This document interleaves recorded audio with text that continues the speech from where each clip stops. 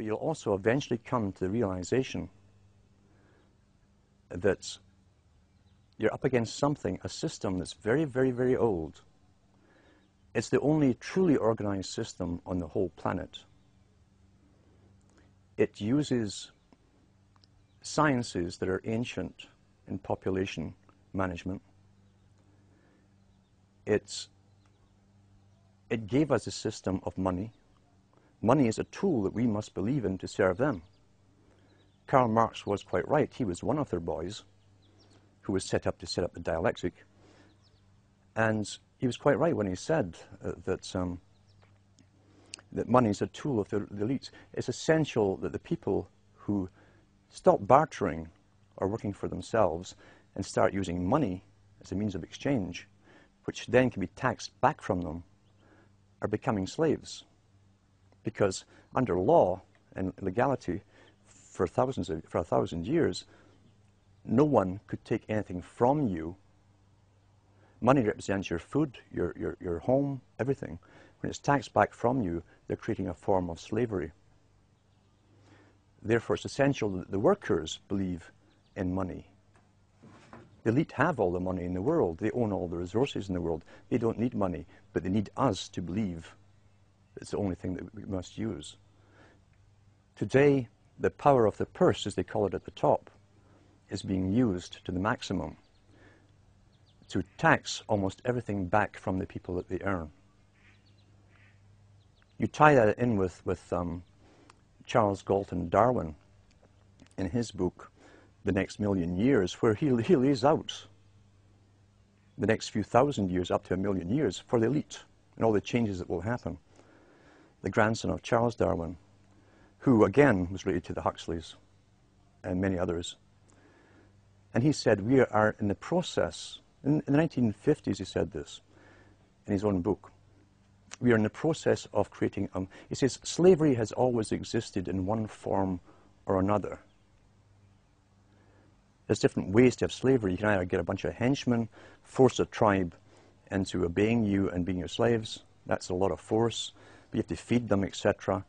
Or you can allow them to keep so much of their earnings for themselves, to maintain themselves, and take off all the rest to supply the elite and the structure of the system over them. But he says we are now in the process of creating a more sophisticated form of slavery. In other words, the general public who would drift into the system and it would become natural for them would never twig on that they were actually slaves. You tie that in with the institutions that the Huxleys and the Darwins belong to. They're all Institute for International Affairs, which is branches in every country in the world. They set up the United Nations.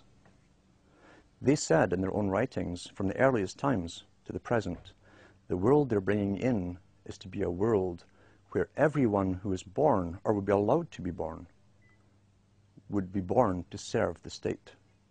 That would be their sole function. That's if they had a job for you to fulfill or a need for you. But it's a more sophisticated form of slavery. And we're going through it today. These families have been at this for at least centuries, and I think much, much longer. Why is it that the Rothschilds come onto the scene as a revolutionary family? Why is it they suddenly could take over 5 countries with 5 sons, create central banks, or take the central banks over that already existed? And why is it that right to the present time they're in the forefront of world politics? Why is that? Why doesn't a generation of the Rothschild go off in some other direction or lose interest? You're dealing here with a specific religion. A religion and a cause, a purpose. You will only find this kind of fanatical intergenerational devotion to an agenda when there's some kind of religion involved in it. When did all these families crop up? With the banks. We find that when the Rosicrucian court was created at Queen Elizabeth I's court, and that's open history today, John Dee, Francis Bacon, Francis Drake, all these boys, were a member of the Rosicrucians. It also broke out in France and Germany at the same time, and they even announced their presence by billboards all across Paris.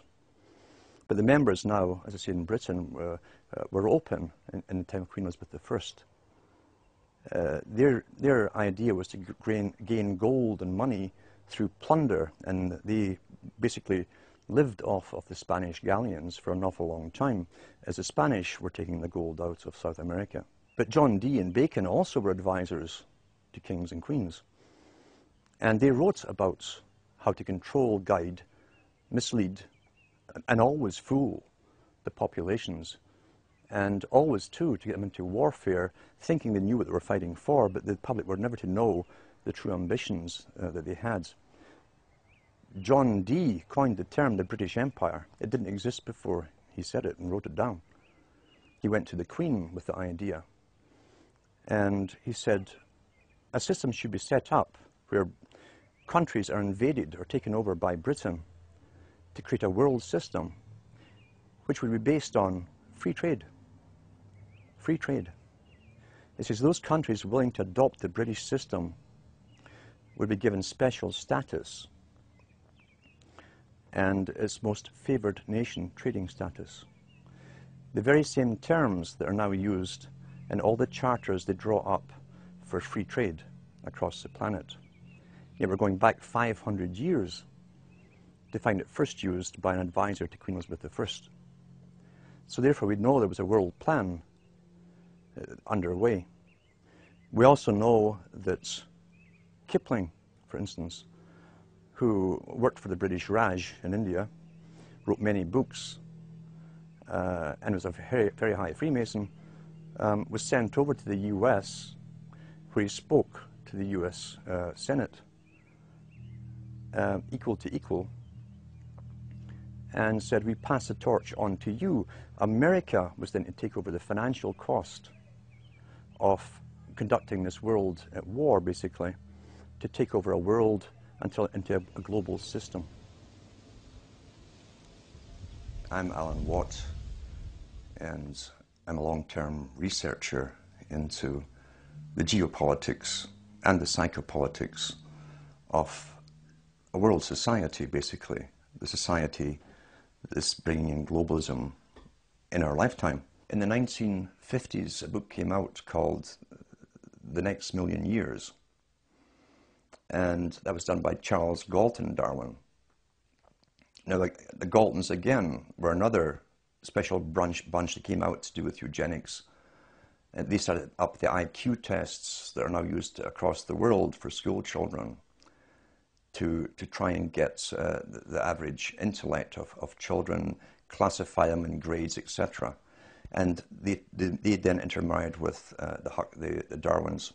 So Charles Galton Darwin was the grandson of Charles Darwin. He was a physicist. Again, too, what we're talking about is what Huxley said. Huxley being the end product of selective breeding to get a scientist, then so was Charles Galton Darwin. They were bred along the Platonic lines. Plato talked about it too. And they became the scientific class. Charles Galton Darwin was a top physicist in Britain, worked on atomic energy, weaponry and so on, but he also was attached to other delegations at the United Nations, had a lot of power, was well known, given a lot of exposure on political viewpoints and social viewpoints in the media. And he came out with the book in the 50s called The Next Million Years.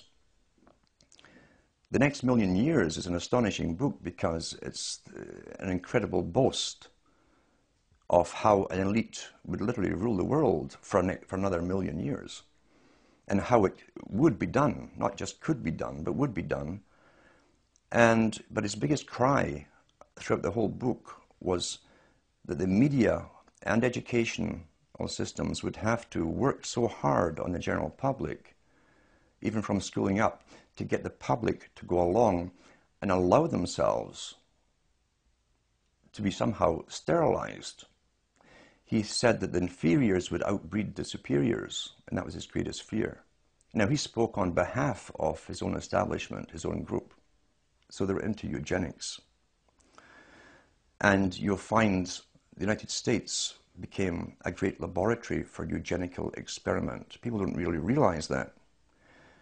Because when many of the Albigensian descendants, the Cathar descendants, the Bogomil descendants came into the United States under the guise of Christianity, they set up their own particular eugenical experiments. The Mormons were one of them, where couples were matched up.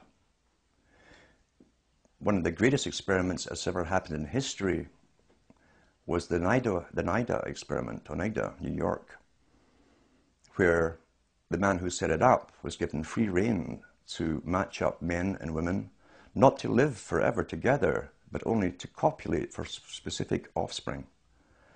Charles Darwin was involved in the experiment. The newsletter that the Oneidas set out went to also the Huxleys.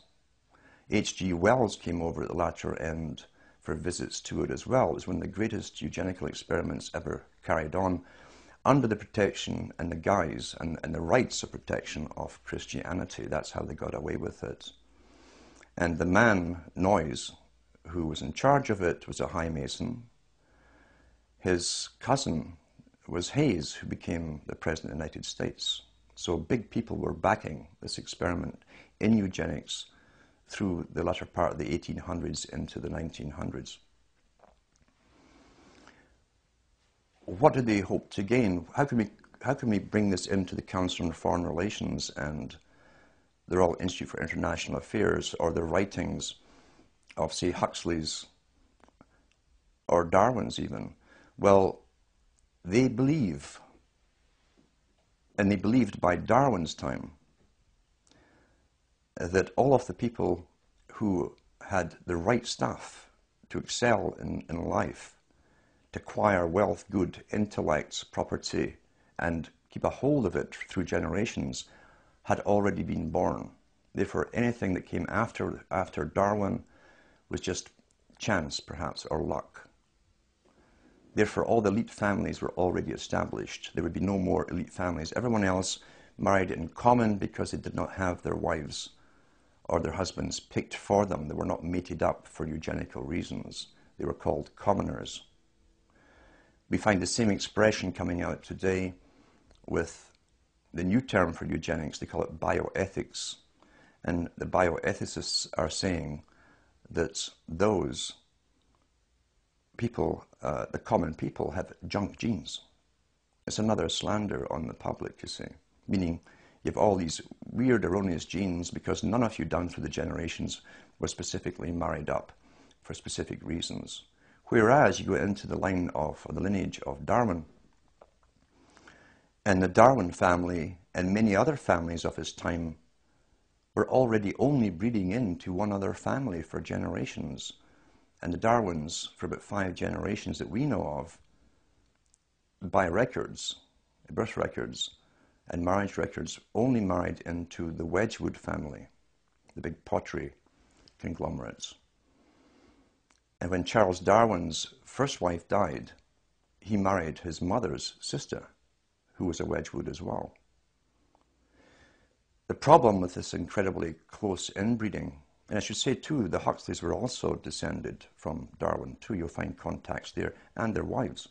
How many of these families, these wealthy elite families, were actually into inbreeding in this fashion, this close inbreeding, we'll never really know.